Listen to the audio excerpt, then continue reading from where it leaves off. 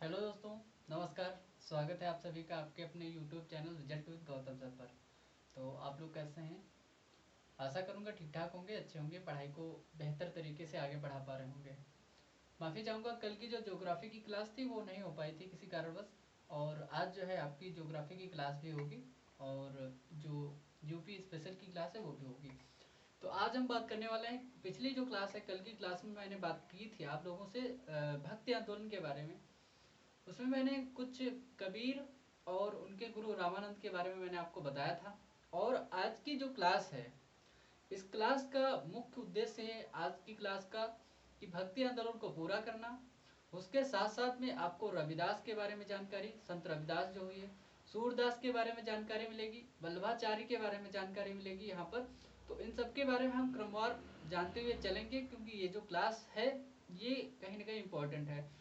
यहाँ से क्वेश्चन किस प्रकार से बनता है कि मतलब कौन सा शासक मतलब आपके संत रविदास के समकालीन था, कबीर के समकालीन था, तुलसीदास के समकालीन था, ऐसे शासकों से क्वेश्चन यहाँ पर पूछा गया है और ये इंपॉर्टेंट बन जाता है फिर।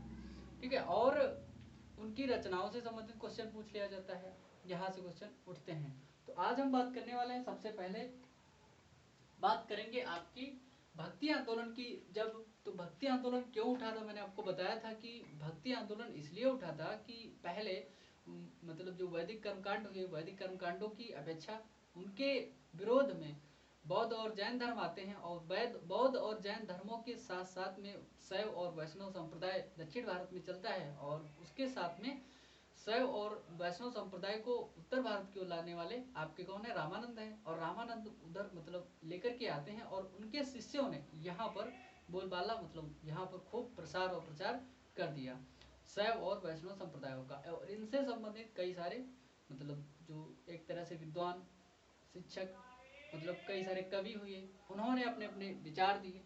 तो सबसे पहले आज हम बात करने वाले हैं संत रविदास के बारे में। इन्होंने क्या बताया, इन्होंने इनके विषय में थोड़ा सा जानकारी लेते हैं। इन्होंने क्या कुछ हमें जानकारी दी, इन्होंने अपने विचार कैसे रखे हैं। तो संत रविदास के बारे में या संत रैदास के बारे में हम जानकारी लेंगे आज। इनका जो ये भी रामानंद के शिष्य हुआ करते थे। कौन? संत रविदास या संत रैदास जी, या भी शिष्य हुआ करते थे। किसके शिष्य थे? गुरु रामानंद जो हुआ करते थे, रामानंद के शिष्य थे। कौन? संत रविदास जी।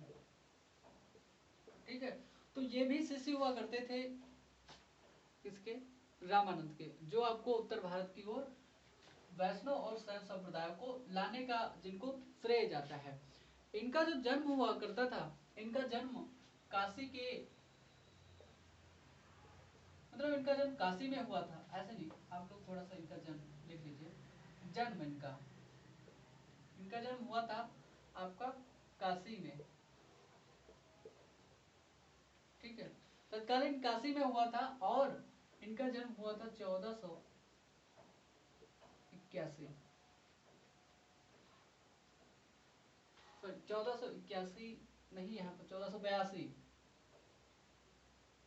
1482 में इनका जन्म काशी में हुआ। और संत रविदास के बारे में एक कहावत बहुत फेमस है, मतलब मन चंगा तो कठौती में गंगा, ऐसा उन्होंने कहा था अपने ही वर्डों में।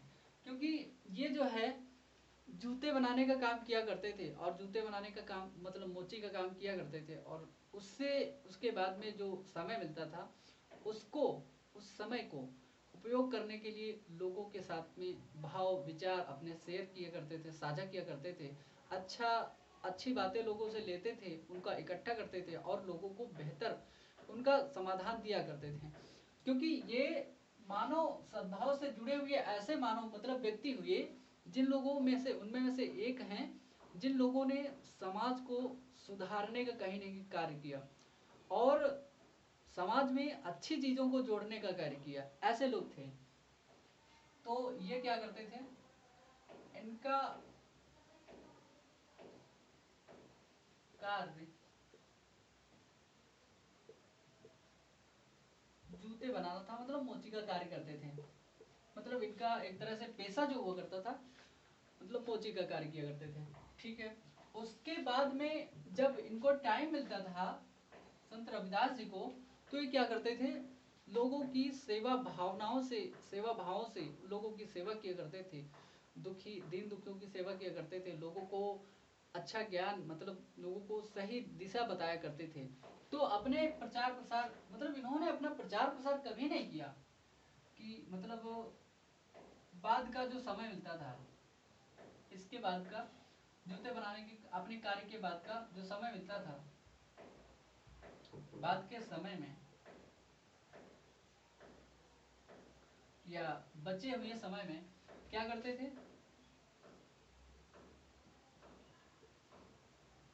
लोगों की सेवा करते थे, सेवा भाव से जुड़े रहते थे। क्या करते थे, लोगों की सेवा भाव से जुड़े रहते थे और उनकी सेवा सत्कार किया करते थे। ठीक है, तो ऐसे व्यक्ति थे, इन्होंने समाज को कई रास्ता दिखाए और इनका एक कार्य हुआ करता था, भक्ति और भजन में इनका खूब मन लगता था। भक्ति भजन में मन मुग्ध रहते थे। क्या रहते थे, भक्ति और भजन में भी मन मुग्ध रहते थे जब समय मिलता था तब। लेकिन अगर इनके पास समय नहीं होता था तो किसी कार्य के लिए नहीं जाते थे। जब इनके पास अपने व्यापार अपने पेशा से अलग समय बचता था, उस समय में मतलब ये सब कार्य किया करते थे। समाज को चाहे मनमुग्ध रहते थे, समाज को चाहे आगे बढ़ाने का कार्य हो, चाहे कहीं उपदेश देने का कार्य हो, और इन सब कार्यों को किया करते थे। और क्या था, जो संत रविदास जी हुआ करते थे, वो बाह्य आडंबर को, एकेश्वरवाद को अपनाते थे। बहुत सारे देवी देवताओं का मतलब इनके अंदर भी कबीर दास जैसा कुछ थोड़ा थोड़ा भाव था कि मतलब ये भी नहीं चाहते थे कि समाज में बहुत सारे देवी देवता हों और सब लोग अलग अलग देवताओं को अलग अलग लोग माने। ये भी चाहते थे कि एक देवता की पूजा कीजिए, एक देवता को मानिए और उसी के साथ में आप अपना सेवा भाव और सत्कार को रखिए। करते क्या थे, इन्होंने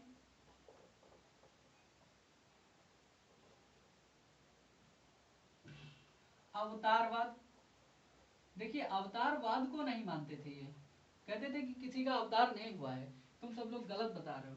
अवतारवाद का खंडन किया इन्होंने। कर्मकांड,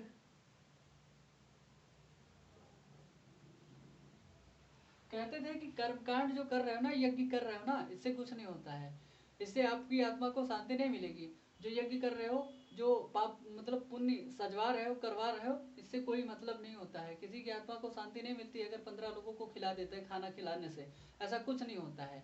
अगर किसी गरीब के पास खाना खिलाने के लिए उसके पास नहीं है, 20 लोगों को किसी की मृत्यु हो जाती है, मृत्यु के बाद में होता है मतलब जो भोज होता है, उस भोज में अगर कोई व्यक्ति खाना नहीं खिला पाता है 15 से 20 लोगों को, 50 लोगों को अगर नहीं खिला पाता है, तो ऐसा नहीं है कि वो जो व्यक्ति मर गया है उस व्यक्ति की आत्मा को शांति नहीं मिलेगी, ऐसा कुछ नहीं है। ये सब बना बनाया रचा रचाया हुआ आडंबर है। इसीलिए इस आडंबर को वो लोग मतलब इन्होंने समाप्त करने का कार्य किया। इस कर्मकांड को भी, कर्मकांडवाद को भी इन्होंने जो है क्या कहा कि ये मतलब आडंबर, आडंबर को भी इन्होंने समाप्त करने का काम किया। और कहीं न कहीं इनका भरोसा यहाँ से नहीं था।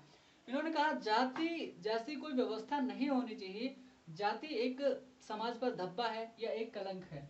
इन्होंने कहा कि जातिवाद का खंडन करो, जातिवाद को कम करो, या जाति से कोई मतलब नहीं है। अगर मन में व्यक्ति के अंतरात्मा में व्यक्ति के शुद्धता है, कहते हैं ना मन वचन और कर्म से अगर व्यक्ति शुद्ध है तो फिर वो किसी भी जाति का हो, इससे फर्क नहीं पड़ता। तो इन्होंने इन सबको क्या किया, अवतारवाद, कर्मकांड, आडंबर और जातिवाद का इन्होंने क्या किया, विरोध किया। समझ पा रहे ना, ये ठीक ठीक वैसे ही वैसे व्यक्ति हैं जो कहीं ना कहीं मतलब इन जातिवाद का, इसको आपको दिखाई दे नहीं रहा होगा, इन्होंने क्या किया था, जातिवाद का विरोध किया था। अब दिखाई दे रहा होगा, ठीक। तो इन्होंने जातिवाद का विरोध कर दिया था, किया था, और अवतारवाद को इन्होंने नहीं माना। आडंबर को कहा कि ये बेकार की चीजें हैं, और ये मतलब जो आपके सबके गुरु रहे, सर्वगुरु जिनको कह सकते हैं, रामानंद के शिष्य हुआ करते थे, इनका कार्य था जूते बनाना, और बाद के समय में लोगों की सेवा भावना से ये मतलब जुड़े रहते थे संत रविदास जी, और अपने काम से काम रखते थे, भजन भक्ति में मुक्त रहते थे, इनका मन लगता था उसमें। और इन्होंने अवतारवाद, कर्मकांड और इन सब मतलब जो चीजें थी, कर्मकांडी जो भेदभाव हुआ करता था, जातिवाद हुआ करता था, इन सबको मिटाने का कार्य किया।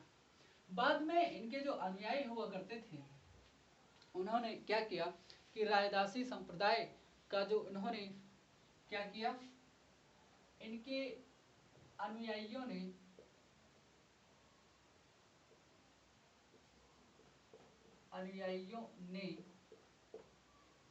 इनके अनुयायियों ने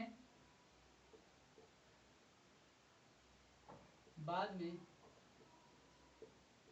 इस रायदासी संप्रदाय का जो है, रायदासी संप्रदाय का मतलब प्रचार प्रसार किया।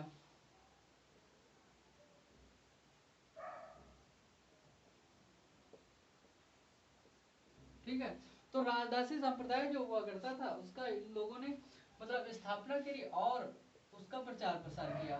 इसको स्थापना व प्रचार प्रसार किया।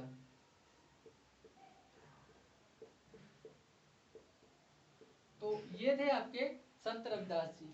ठीक है, अब हम बात करते हैं, इन्होंने मतलब इनके अनुयायियों ने बाद में काफी दिनों के बाद में इनकी मतलब मृत्यु हो जाती है, उसके बाद में इनके कई सारे अनुयायी हुए, और जिन्होंने क्या किया, रायदासी संप्रदाय का स्थापना की और उसका प्रचार प्रसार किया। अब आते हैं आपके तुलसीदास जी। बात करते हैं हम तुलसीदास जी की।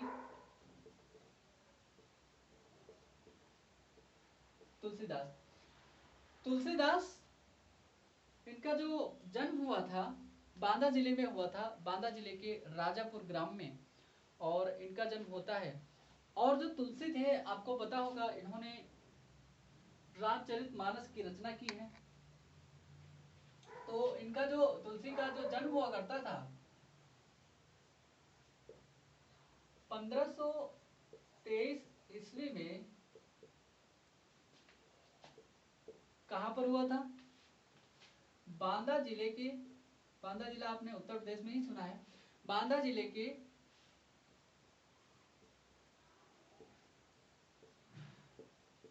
राजापुर ग्राम में।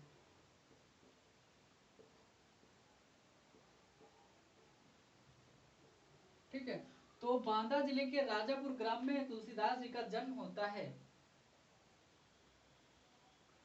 ठीक है, और जो तुलसी हुआ करते थे, ये मुगल शासक, आपने मुगल काल का महान शासक जिसको अकबर नाम देते हो, तो महान सम्राट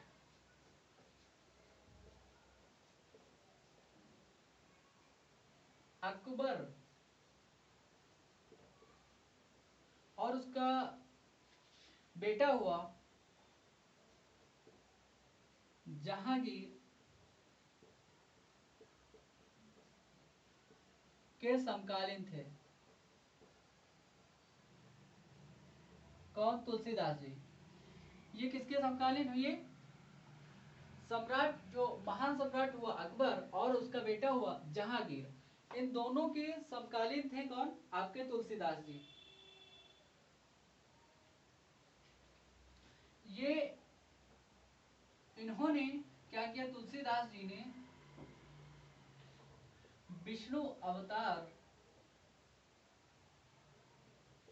विष्णु के कई अवतार है ना, विष्णु अवतार राम की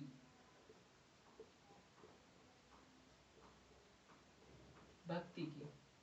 इन्होंने किसकी भक्ति की, जो राम मंदिर बना हुआ है, चर्चा में रहता है, इन्होंने उनकी भक्ति की। विष्णु के अवतार हुए हैं श्री रामचंद्र जी, उनकी इन्होंने क्या की, भक्ति की, और उन्हें की भक्ति के और गुणगान करते हुए इन्होंने क्या किया, रामचरितमानस,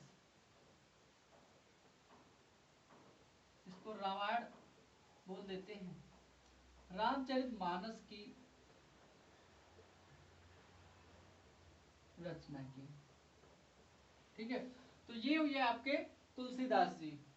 इनका जो जन्म हुआ आपका, मैंने बताया 1523 ईस्वी में बांदा जिले के राजापुर ग्राम में है। कुछ लोग तुलसीदास के जो जन्म को मतलब सही नहीं मानते हैं, कुछ अन्य जो कवि हुए उन्होंने बताया कि ये जो थे तुलसीदास आपके सम्राट अकबर और जहांगीर के समकालीन हुए। इन्होंने विष्णु अवतार श्री रामचंद्र की जो है क्या की, राम भक्ति की, और उन्होंने श्री रामचरितमानस की रचना की। ठीक है, रामायण की। इसके अतिरिक्त इनकी जो रचनाएं हैं, ग्रंथावली, कवितावली, विनय पत्रिका जैसे इनकी रचनाएं भी हैं। किसकी? तुलसीदास की। अब हम बात करेंगे वल्लभाचार्य के बारे में। मैंने आपको बताया था कि कल की क्लास जो हुई थी, ये भी जो गुरु थे रामानंद के शिष्यों में से वल्लभाचार्य भी एक थे। तो वल्लभाचार्य ने भी क्या किया, इन्होंने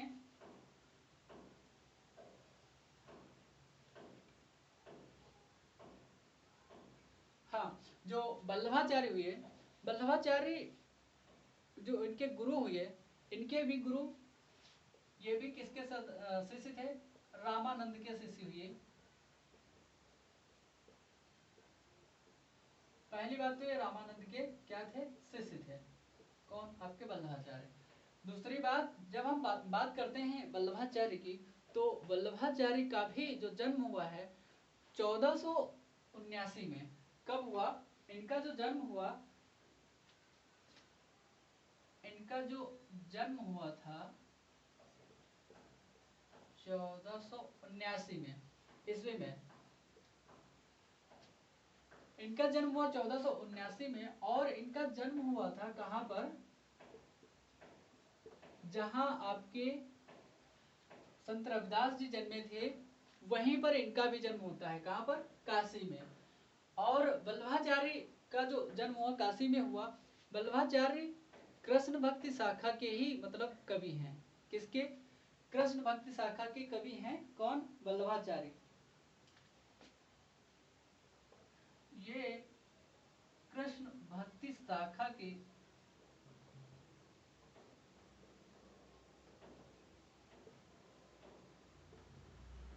क्या है? प्रमुख कवि हैं। इन्होंने क्या किया, अपना एक सिद्धांत दिया, और उस सिद्धांत को मतलब सभी लोग मानते हैं। कौन सा सिद्धांत है? इन्होंने शुद्धाद्वैतवाद क्या किया, इन्होंने शुद्धाद्वैतवाद में विश्वास किया। इन्होंने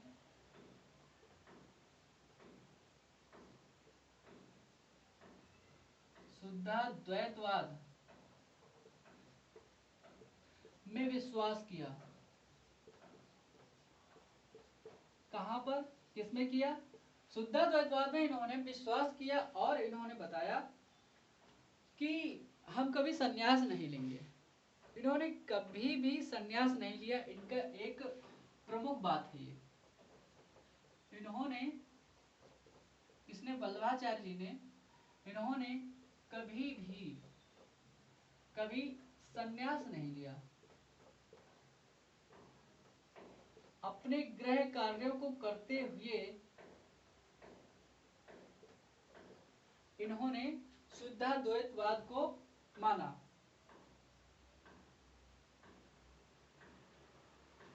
और इन्होंने, आपने नाम सुना होगा एक राजा का, उनमें आते हैं कृष्णदेव राय। विजयनगर साम्राज्य में कृष्णदेव राय जैसा राजा, सम्राट मतलब बहुत महान शासक हुआ। उनके समय काल में इन्होंने क्या किया, विजयनगर साम्राज्य के समय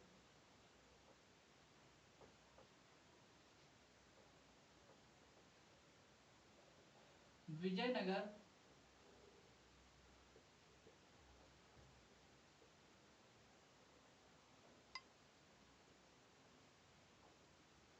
विजयनगर साम्राज्य में, ठीक, किसके समय में? आपके जो कृष्णदेव राय हुए, सम्राट कृष्णदेव राय के समय,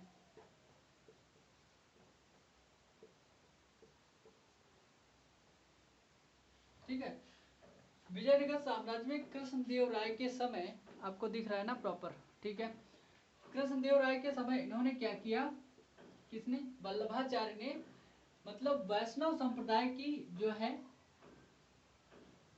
स्थापना की।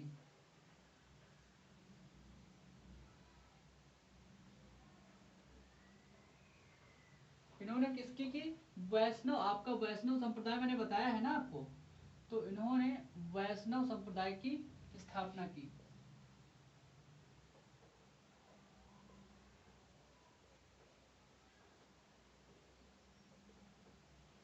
ठीक है, इतना आप लोगों को जानकारी हो गई, ठीक है।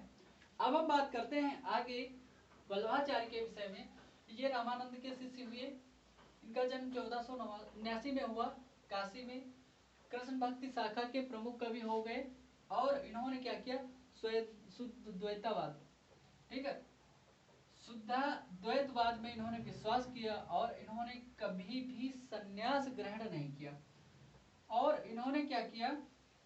जो विजयनगर सम्राट हुए कृष्णदेव राय के समय में, इन्होंने विजयनगर में क्या किया, जो है इन्होंने क्या किया, विजयनगर साम्राज्य में वैष्णव संप्रदाय की स्थापना की। और इन्होंने क्या किया, कृष्ण का जो वासुदेव रूप है,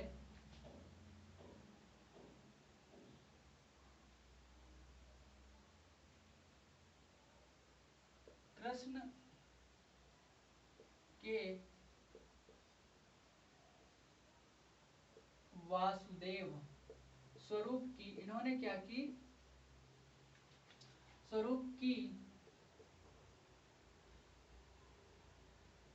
श्रीनाथ के रूप में, किसके रूप में? श्रीनाथ के रूप में इन्होंने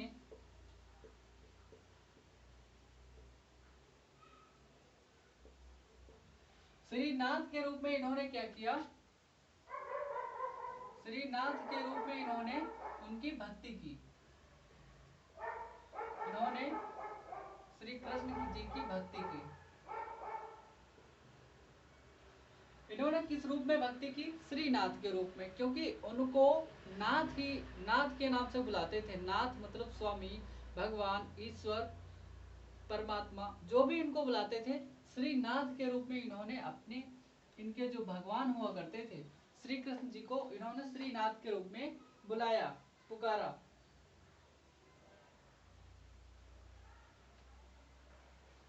इनकी रचनाओं में प्रमुख हैं इनकी रचनाएं।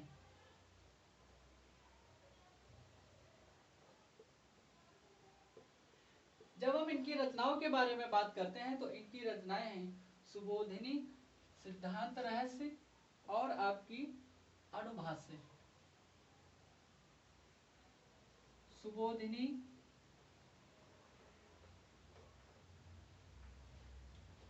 क्या है? अणुभाष्य,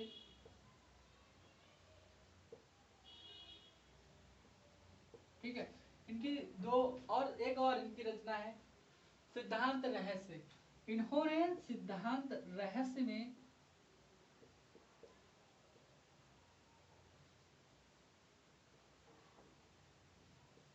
ठीक है, इनकी ये तीन रचनाएं हैं प्रमुख रूप से, सुबोधिनी, अणुभाष्य और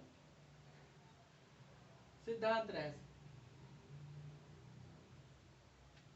और इन्होंने क्या किया अपने जो टाइम पीरियड में, क्या किया इन्होंने, किन्ने, वल्लभाचार्य जी ने अपना जो ज्यादा से ज्यादा समय है काशी में ही व्यतीत किया। और इसके बाद में वे वृंदावन में चले गए और वृंदावन में भी उन्होंने काफी समय इन्होंने व्यतीत किया।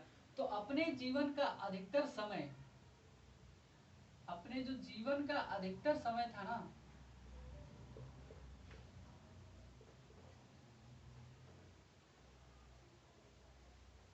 अधिकतर समय जो था इनका कहां पर बीता?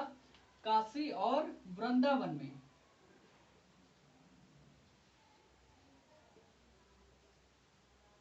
काशी और वृंदावन में इन्होंने अपना जो ज्यादा से ज्यादा समय था उसको बिताया था। जीवन का अधिकतम समय कहां पर बिताया? काशी और वृंदावन में। तो आपके वल्लभाचार्य भी हो गए। वल्लभाचार्य को मैंने बताया आपको कि कृष्ण भक्ति के वासुदेव स्वरूप के किसकी श्रीनाथ के रूप में इन्होंने भगवान की जो है प्रार्थना की। और इनकी रचनाओं में सुबोधनी, अणुभाष्य और सिद्धांत रहस्य इनकी एक रचना है। इन रचनाओं में मतलब उन्होंने अपना जो भी सिद्धांत दिया है उसको इन्होंने बताया। इन्होंने अपना जो टाइम पीरियड हुआ करता था उसका टाइम है जो उन्होंने अपना समय अधिकतर समय काशी और वृंदावन में बिताया था। अब हम बात करते हैं आपके सूरदास की।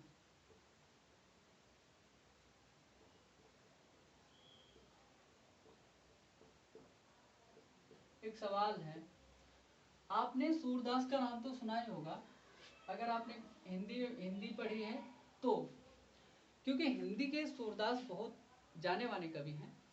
वो कृष्ण भक्ति शाखा से थे। जो सूरदास ये लोग कहते हैं कि बचपन से जन्मांध थे। कुछ लोग कहते हैं अगर सूरदास को जन्मांध थे तो उनको इतनी अच्छी कविताएं और रचनाएं लिखने का श्रेय कैसे जाता है, तो इस बात पर विवाद है। अगर आप लोग जानते हैं कि सूरदास जन्मांध थे तो क्यों, और ये इस बात पर मतलब फिर विरोध क्यों होता है कि सूरदास इतनी अच्छी अच्छी रचनाएं। सही बात है, अगर कोई भी व्यक्ति जन्मांध होगा जिसको बिल्कुल ना दिखाई दे रहा हो तो वो कैसे इतनी अच्छी कविताएं और इतनी अच्छी रचनाएं जैसे सूर सागर जैसी रचनाएं मतलब कैसे कर सकता है। इसके बारे में थोड़ा सा आप लोग भी सोचिएगा। देखिए, इनके गुरु का जन्म हो रहा है 1479 में, लेकिन इनके शिष्य का जन्म हो रहा है, सूरदास जी का जन्म जो है इनका जन्म हुआ था 1478 में। कहाँ पर हो रहा है इनका जन्म? देखिए, सबसे पहले जब हम बात करते हैं सूरदास की तो सूरदास वल्लभाचार्य हुए आपके, इससे पहले मैंने आपको बताया वल्लभाचार्य के शिष्य हुआ करते थे। और इनका जो जन्म हुआ ना, वर्तमान का जो आगरा मथुरा मार्ग है, आगरा मथुरा मार्ग, इस मार्ग के साइड में एक गांव है जिसका नाम है रूनकता। रूनकता ग्राम में हुआ था इनका। आगरा मथुरा जो आपका हाईवे जाता है, इस हाईवे के बगल में एक गांव है रूनकता, वहां पर इनका जन्म हुआ था। ये जो है वल्लभाचार्य के शिष्य हुआ करते थे सूरदास जी। वल्लभाचार्य जो शुद्धाद्वैतवाद के संस्थापक हुए, वैष्णव संप्रदाय के संस्थापक हुए कृष्णदेव राय के समय में, इनके शिष्य हुआ करते थे। कौन? सूरदास जी आपके। और ये तो आपको पता ही है कि सूरदास लोग कहते हैं कि बचपन से ही अंधे थे, जन्मांध थे। और ये भी क्या हुए, देखिए जो आपके मतलब तुलसीदास हुए और ये हुए लगभग एक ही टाइम पीरियड के लगभग हैं। तो ये भी क्या थे? बादशाह अकबर और किसके? उसके बेटे बादशाह अकबर और उसके पुत्र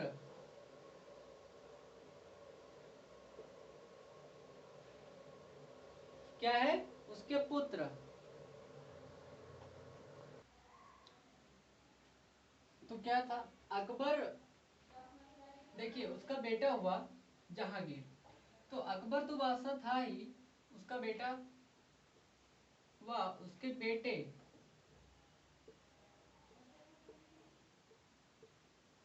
जहांगीर के समकालीन थे। जहांगीर के समकालीन थे।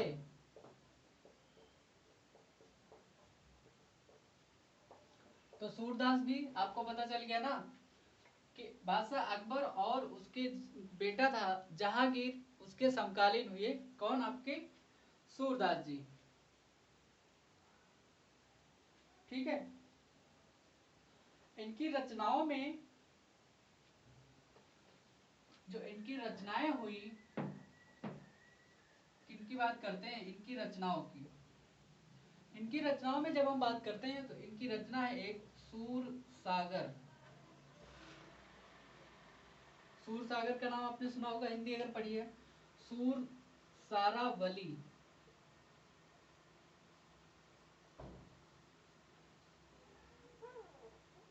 सूर सारावली, ठीक है। और इनकी एक रचना है, और साहित्य लहरी नाम की एक रचना इनकी है। ठीक है, इनकी रचना कौन सी है? साहित्य लहरी के नाम से। तो इनकी 3 ये प्रमुख रचनाएं हैं। सूरदास भी आपके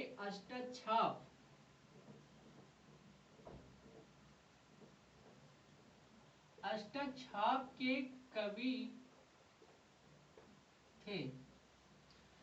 अष्टछाप में 8 कवियों ने, मतलब 8 कवियों का एक समूह हुआ करता था, उसके अंतर्गत मतलब सूरदास भी आते थे। उन्हीं अष्टछाप के कवियों में सूरदास और अन्य कवि आया करते थे।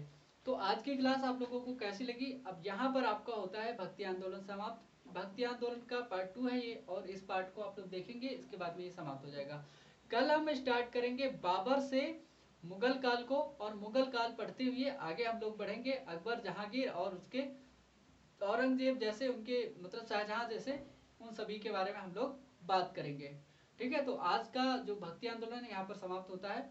फिर मेडिवल इंडिया का जो मेन पोर्शन है उसमें हम लोग प्रवेश कर जाएंगे, क्योंकि मुगल काल ही मुख्य रूप से मध्यकाल में, मतलब मध्यकालीन इतिहास में आता है। ठीक है, तो आज की क्लास आप लोगों को कैसी लगी आप लोग बताएंगे। कि अगली जो क्लास है आपकी ज्योग्राफी की, वो भी आपको जल्दी मिल जाएगी। ठीक है, तब तक के लिए आप सभी लोग क्लास को देखते रहिए, लाइक शेयर और सब्सक्राइब करते रहिए। आप सभी का बहुत बहुत धन्यवाद। नमस्कार।